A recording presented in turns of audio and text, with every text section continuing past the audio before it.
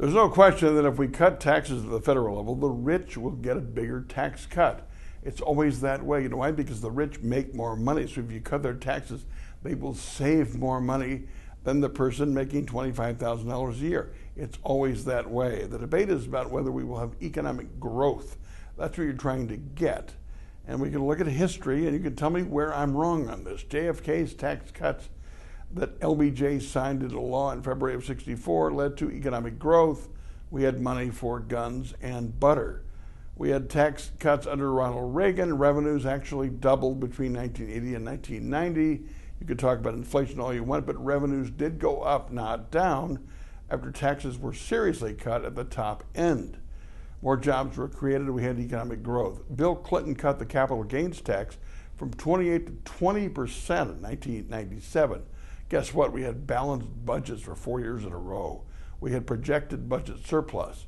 Then we had a dot-com boom. I understand that. The beginning of George W. went down. Then we had 9/11. You can argue all you want, but the fact is that George W.'s tax cuts caused revenues to go up. We did have economic growth until the crash of '08. Which you'd have to tell me how the tax cuts caused the mortgage meltdown. I would argue they were unrelated. The point of it is, how do we spend the money? What's the fair way to do it? But the idea here is to generate growth in the economy. If it grows 1 point, that's over $1 trillion the government has to spend.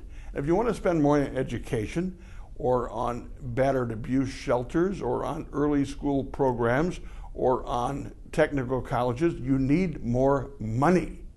So let's argue about what causes growth and what doesn't regarding the tax code, and that's where the argument should be. And those are my 2 cents. My 2 minutes are brought to you by Edge Construction and Capital Consultants. Bill McCoshen, a lobbyist to work for Tommy, who knows how to get things done downtown. We can argue about this, and I'm sure we will, in the Mitch Henck Show on madison.com or on Facebook Live.